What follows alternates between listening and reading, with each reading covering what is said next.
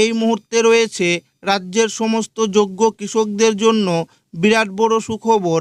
আপনি যদি একজন কৃষক হয়ে থাকেন তাহলে আপনার জন্য এই মুহূর্তে রয়েছে বিরাট বড় সুখবর।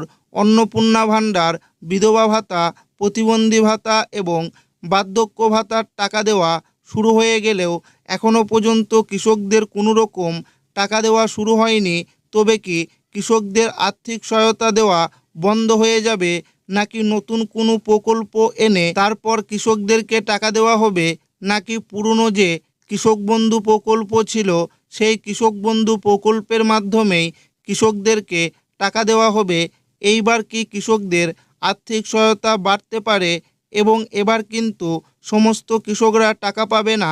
কাদের কাদের টাকা দেওয়া হবে, কাদের কাদের দেওয়া হবে না? টাকা পেতে হলে কি করতে হবে? এবার কিন্তু সম্পূর্ণ নতুন নিয়মে টাকা দেওয়া শুরু হবে। কি সেই নতুন নিয়ম? এছাড়াও পিএম কিষাণের 23 নম্বর কিস্তির টাকা কবে থেকে দেওয়া শুরু হবে? এই পিএম কিষাণ প্রকল্পের টাকা কি বাড়তে পারে? সমস্ত কিছু জানাবো আজকের এই ভিডিওটিতে এবং আপনাদেরকে প্রমাণ সমেত দেখাবো। তাই ভিডিওটি প্রথম থেকে শেষ পর্যন্ত দেখবেন এবং আপনি কোন জেলা থেকে দেখছেন অবশ্যই কমেন্টে লিখে জানাবেন। কৃষকদের খুব শীঘ্রই মিলছে আর্থিক সহায়তা। এবার আর্থিক সহায়তার পরিমাণ বাড়ল। মুখ্যমন্ত্রী শুভেন্দু অধিকারী দায়িত্ব গ্রহণের পর 11ই মে এক সরকারি সভায় জানিয়েছিলেন যে আগের সরকারের কোনো সামাজিক প্রকল্প বন্ধ করা হবে না, তবে প্রয়োজন অনুযায়ী প্রকল্পগুলির নাম পরিবর্তন করা হতে পারে এবং আর্থিক সহায়তার পরিমাণও বৃদ্ধি করা হতে পারে। এরপর থেকেই বিভিন্ন সরকারি ওয়েবসাইটে পরিবর্তন ও আপডেটের কাজ শুরু হয়েছে। ইতিমধ্যেই একাধিক সরকারি পোর্টালে নতুন লোগো সংযোজন করা হয়েছে। কৃষক বন্ধু প্রকল্পের ওয়েবসাইটেও কিছু পরিবর্তন লক্ষ্য করা গেছে, যা কৃষকদের মধ্যে নতুন আশার সঞ্চার করেছে। তৃণমূল সরকারের আমলে চালু হওয়া কৃষক বন্ধু প্রকল্পের মাধ্যমে কৃষকরা জমির পরিমাণ অনুযায়ী বছরে 4,000 টাকা থেকে 10,000 টাকা পর্যন্ত আর্থিক সহায়তা পেতেন।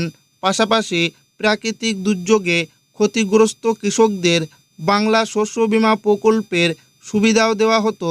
তবে নতুন সরকার গঠনের পর এখনও পর্যন্ত কৃষকদের জন্য নতুন আর্থিক সহায়তা বা কৃষক বন্ধু প্রকল্পের ভবিষ্যৎ নিয়ে কোনো বিস্তারিত সরকারি ঘোষণা সামনে আসেনি। ফলে অনেক কৃষকের মধ্যেই অনিশ্চয়তা তৈরি হয়েছে। অন্যদিকে বিধবা ভাতা, প্রতিবন্ধী ভাতা এবং বার্ধক্য ভাতার ক্ষেত্রে আর্থিক সহায়তার পরিমাণ বৃদ্ধি করার ঘোষণা ইতিমধ্যেই করা হয়েছে। জুন মাস থেকেই নতুন হারে অর্থ প্রদান শুরু হওয়ার খবর পাওয়া যাচ্ছে। এই পরিস্থিতিতে কৃষকদের আশা খুব শীঘ্রই কৃষক বন্ধু প্রকল্প নিয়েও সরকার ইতিবাচক সিদ্ধান্ত জানাবে। সূত্র মারফত জানা যাচ্ছে কৃষক বন্ধু প্রকল্পের অর্থ জুন মাস থেকেই দেওয়া হতে পারে। সাধারণত খরিফ মরশুমের জন্য এপ্রিল থেকে সেপ্টেম্বরের মধ্যে প্রথম কিস্তির অর্থ প্রদান করা হয়। এছাড়া পুরনো উপভোক্তাদের তথ্য ব্যবহার করে অর্থ প্রদান করা হতে পারে বলে মনে করা হচ্ছে। সেক্ষেত্রে পুরনো উপভোক্তাদের নতুন করে আবেদন করার প্রয়োজন নাও হতে পারে। তবে নতুন আবেদনকারীদের জন্য অনলাইন ও অফলাইন দুই ধরনের আবেদন ব্যবস্থায় চালু রাখা হতে পারে। যদিও অন্নপূর্ণা ভাণ্ডার প্রকল্পের ক্ষেত্রে প্রথমে পুরনো তথ্য ব্যবহার করার কথা বলা হলেও পরে নতুন করে তথ্য যাচাই ও আবেদন প্রক্রিয়া শুরু হয়েছে। সেই অভিজ্ঞতা থেকে অনেকের ধারণা কৃষক বন্ধু প্রকল্পের ক্ষেত্রেও ভবিষ্যতে নতুন করে যাচাই বাছাই বা আবেদন গ্রহণ করা হতে পারে। তবে এই বিষয়ে এখনও পর্যন্ত কোনো সরকারি বিজ্ঞপ্তি প্রকাশিত হয়নি। এখন রাজ্যের কৃষকদের নজর আগামী 22 জুনের বাজেটের দিকে। মুখ্যমন্ত্রী ইতিমধ্যেই ঘোষণা করেছেন যে ওই দিন বিধানসভায় নতুন সরকারের প্রথম পূর্ণাঙ্গ বাজেট পেশ করা হবে। নিয়ম অনুযায়ী 18ই জুন রাজ্যপালের ভাষণের মাধ্যমে বাজেট অধিবেশন শুরু হবে। কৃষকদের একাংশের বিশ্বাস এই বাজেটেই কৃষকদের জন্য নতুন আর্থিক সহায়তা, কৃষক বন্ধু প্রকল্পের পরিবর্তন অথবা সহায়তার পরিমাণ বৃদ্ধি সংক্রান্ত গুরুত্বপূর্ণ ঘোষণা করা হতে পারে। আবার অনেকের মতে বাজেটের আগেই সরকার কৃষকদের জন্য সুখবর দিতে পারে। এখন দেখার বিষয় রাজ্যের লক্ষ লক্ষ কৃষকের দীর্ঘ প্রতীক্ষার অবসান কবে হয়। কারণ কৃষক বাঁচলে কৃষি বাঁচবে, আর কৃষি বাঁচলেই দেশের খাদ্য নিরাপত্তা আরও শক্তিশালী হবে। ইতিমধ্যেই গত 3 জুন থেকে অন্নপূর্ণা ভাণ্ডার প্রকল্পের 3,000 টাকা দেওয়া শুরু হয়েছে। প্রাথমিক পর্যায়ে দেওয়া হয়েছে 28,25,769 জনকে। আর ইতিমধ্যেই অনলাইনে আবেদন প্রক্রিয়া শুরু হয়ে গিয়েছে অন্নপূর্ণা ভাণ্ডারের। সূত্র মারফত আরও জানা যাচ্ছে যে বাংলা শস্য বীমা প্রকল্পের পরিবর্তে প্রধানমন্ত্রী ফসল বীমা যোজনার আওতায় কৃষকদের আনা হতে পারে। একই সঙ্গে কৃষক বন্ধু প্রকল্পের আর্থিক সহায়তার পরিমাণ বৃদ্ধির বিষয়েও আলোচনা চলছে বলে বিভিন্ন মহলে জল্পনা রয়েছে। কেউ কেউ মনে করছেন বর্তমান 10,000 ও 4,000 টাকার পরিবর্তে তা যথাক্রমে 12,000 ও 6,000 টাকা করা হতে পারে। তবে এ বিষয়ে এখনও কোনো সরকারি নির্দেশিকা বা বিজ্ঞপ্তি প্রকাশ হয়নি। মুখ্যমন্ত্রী জানিয়েছেন, ভবিষ্যতে সমস্ত সরকারি প্রকল্পের অর্থ সরাসরি ডিবিটি ডাইরেক্ট বেনিফিট ট্রান্সফার পদ্ধতিতে উপভোক্তাদের ব্যাংক অ্যাকাউন্টে পাঠানো হবে। তাই সমস্ত উপভোক্তাকে তাদের ব্যাংক অ্যাকাউন্টের সঙ্গে ডিবিটি সংযুক্ত করার জন্য অনুরোধ করা হচ্ছে। যাদের একাধিক ব্যাংক অ্যাকাউন্ট রয়েছে তাদের ক্ষেত্রে যে অ্যাকাউন্টে ডিবিটি সক্রিয় থাকবে সেই অ্যাকাউন্টেই সরকারি প্রকল্পের অর্থ জমা হবে। এদিকে সরকার জানিয়েছে, নতুন ভোটার তালিকা এবং বিভিন্ন সরকারি নথির মাধ্যমে উপভোক্তাদের তথ্য যাচাইয়ের কাজ চলছে। যাদের তথ্য সঠিক এবং যারা প্রকল্পের যোগ্য তারাই ভবিষ্যতে সরকারি সুবিধা পাবেন।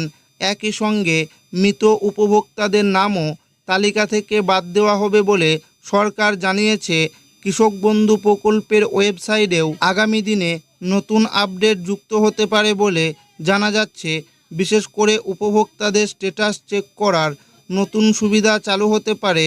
বর্তমানে আগের মতোই তথ্য দেখা গেলেও ভবিষ্যতে যাচাই বাছাইয়ের ভিত্তিতে স্ট্যাটাসে পরিবর্তন দেখা যেতে পারে। তবে এই বিষয়ে সরকারিভাবে কোনো ঘোষণা এখনও করা হয়নি। তাই কৃষকদের জন্য এই মুহূর্তে সবচেয়ে গুরুত্বপূর্ণ বিষয় হলো সরকারি ঘোষণা ও বিজ্ঞপ্তির দিকে নজর রাখা। কারণ কৃষক বন্ধু প্রকল্প, শস্য বীমা এবং অন্যান্য কৃষি সহায়তা সংক্রান্ত চূড়ান্ত সিদ্ধান্ত সরকারিভাবে জানানো হবে। আগামী 22 জুনের বাজেট অধিবেশনকে কেন্দ্র করে এখন রাজ্যের কৃষকদের নজর সেদিকেই রয়েছে। নারী ও শিশু কল্যাণ দপ্তরের মন্ত্রী অগ্নিমিত্রা পাল জানিয়েছেন, এসআইআর তালিকা নিয়ে বিশ্লেষণের কাজ চলছে। তবে যাদের নাম ট্রাইব্যুনালে রয়েছে এবং যারা সিএএ এর জন্য আবেদন করেছেন তারাও সরকারি সুবিধা পাবেন বলে জানানো হয়েছে। অন্যদিকে কেন্দ্রীয় সরকারের পিএম কিষাণ প্রকল্পের 23 নম্বর কিস্তির টাকা জুন মাসের শেষের দিকে বা জুলাই মাসের প্রথম সপ্তাহের মধ্যে দেওয়া হতে পারে বলে সূত্রের খবর। বিধানসভা ভোটের আগে প্রধানমন্ত্রী নরেন্দ্র মোদী এক জনসভায় গিয়ে বলেছিলেন, রাজ্যে বিজেপি সরকার আসলে পিএম কিষাণ প্রকল্পের ভাতা 6,000 টাকার পরিবর্তে 9,000 টাকা করা হবে। এই বিষয়ে এখনও কোনো আপডেট আসেনি। অনেকেই প্রশ্ন করছে, কৃষক বন্ধু প্রকল্পের টাকা তো সবাই একদিনে পেত না, কেউ আগে পেত, কেউ আবার পরে পেত। তাহলে এইবার কিভাবে টাকা দেওয়া হবে? নাকি জেলাভিত্তিক টাকা দেওয়া হবে? যেহেতু এবার নতুন নিয়মে সমস্ত সামাজিক প্রকল্পের টাকা দেওয়া হচ্ছে, অর্থাৎ ডিবিটি পদ্ধতির মাধ্যমে, তাই আর আগের মতো জেলা হিসাবে টাকা দেওয়া হবে না।